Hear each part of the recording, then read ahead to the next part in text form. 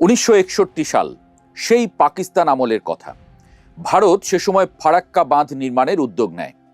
পাকিস্তান সরকার একদিকে যেমন এই বাঁধ নির্মাণের প্রতিবাদ জানায়, একই সাথে তখন থেকেই তৎকালীন পূর্ব পাকিস্তান পানি উন্নয়ন বোর্ড, বর্তমানে যা পানি উন্নয়ন বোর্ড নামে পরিচিত, প্রথমবারের মতো পদ্মা নদীর সর্বোত্তম ব্যবহার নিয়ে সমীক্ষা শুরু করে।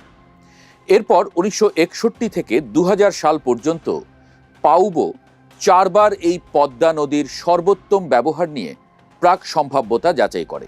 অবশেষে সাবেক প্রধানমন্ত্রী বেগম খালেদা জিয়া সরকারের সময় 2002 সালে পানি সম্পদ পরিকল্পনা সংস্থা ওয়ারপো কুষ্টিয়ার কুঠিবাড়ি অথবা রাজবাড়ির পাংশায় ব্যারাজ নির্মাণের সুপারিশ করে।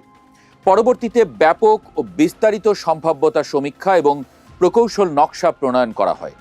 এই নকশাতেই আটকে আছে সবকিছু। প্রকল্প আর আলোর মুখ দেখেনি।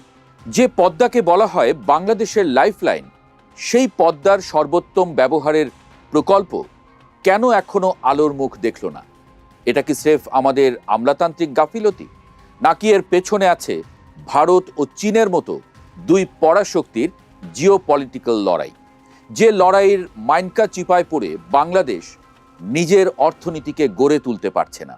যেমনটি বলছিলাম, সাবেক প্রধানমন্ত্রী দেশনেত্রী বেগম খালেদা জিয়ার শাসনামলে এই প্রকল্পটি গতি পায়, সম্ভাব্যতা যাচাই হয়, নকশাও প্রণয়নের কাজ শুরু হয়।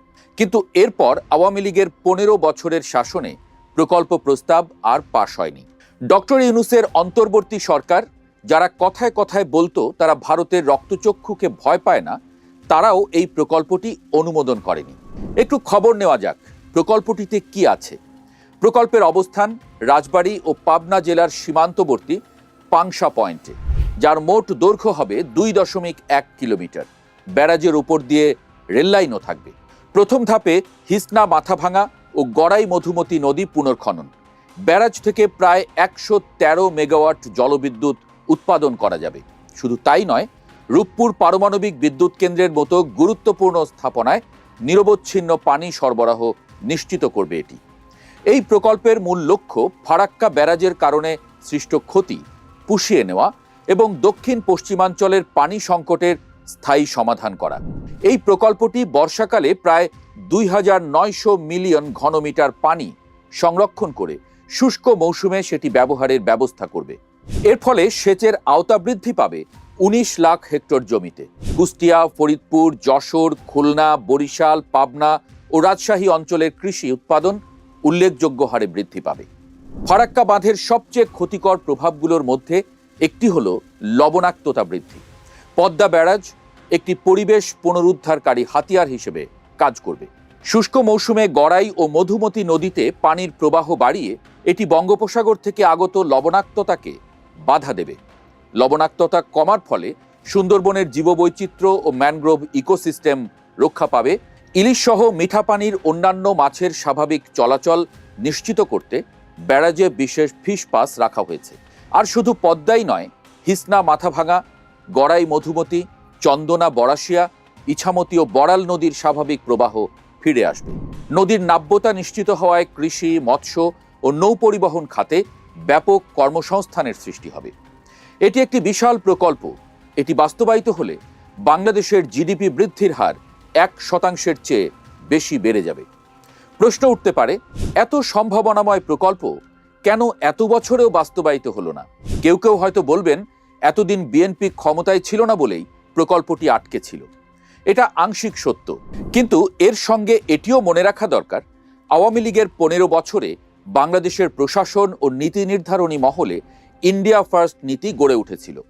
অনেক ঊর্ধ্বতন আমলা ও নীতি নির্ধারক ভারতের সাথে ঘনিষ্ঠ সম্পর্ক বজায় রেখেছেন।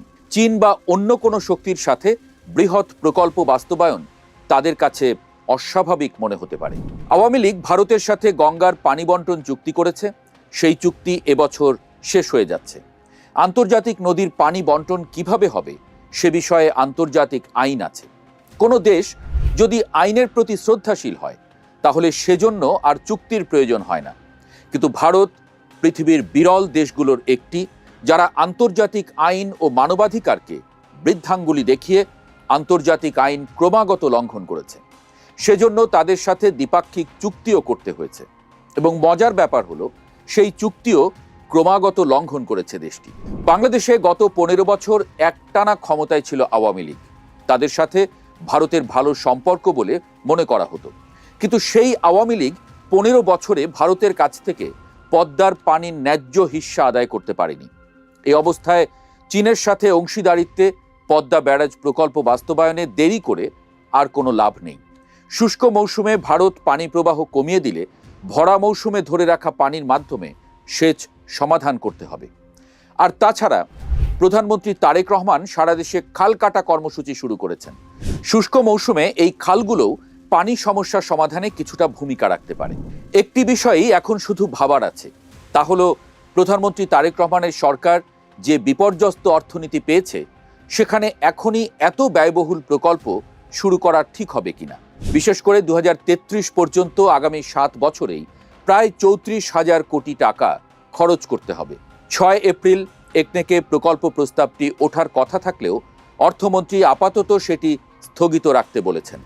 এর প্রধান কারণ প্রকল্পের অর্থায়ন নিয়ে এখনো অনিশ্চয়তা আছে। বর্তমান সরকার মাত্র 1 মাস হলো দায়িত্ব নিয়েছে। এর আগে ডক্টর ইউনূসের 1.5 বছর আর শেখ হাসিনার 15 বছরের শাসনে কখনো এই প্রকল্প বাস্তবায়নে কোনো দেশের সাথে কংক্রিট আলোচনা করেনি বাংলাদেশ।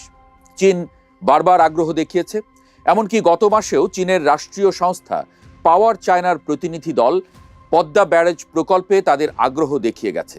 বাংলাদেশ সরকার চাইলে চীনের কাছ থেকে সহজ শর্তে ঋণও নিতে পারে। সাবেক প্রধানমন্ত্রী বেগম খালেদা জিয়ার দায়িত্ব ছাড়ার পর গত 20 বছরে এই বিষয়গুলো নিষ্পত্তি হয়নি বলেই সম্ভাবনাময় এই প্রকল্পটি বাংলাদেশের কাছে বোঝা হয়ে দেখা দিয়েছিল। এখন সময় এসেছে ভারতীয় আধিপত্যবাদের বিরুদ্ধে দাঁড়িয়ে বাংলাদেশের সার্বভৌমত্ব, কূটনৈতিক দক্ষতা ও উন্নয়নের স্পৃহা প্রমাণের। এক পাশে ভারত, অন্য পাশে চীন, দুই পরাশক্তিকে সাথে নিয়ে এগিয়ে যাওয়াই বাংলাদেশের সামনে প্রধান চ্যালেঞ্জ। শেখ হাসিনার মতো ধরি মাছ না ছুঁই পানি করে প্রকল্পটিকে ক্রমাগত ঝুলিয়ে রাখলে দেশের মানুষও উন্নয়ন বঞ্চিত হবে। অন্যদিকে আন্তর্জাতিক পর্যায়েও নতজানু হয়েই থাকতে হবে।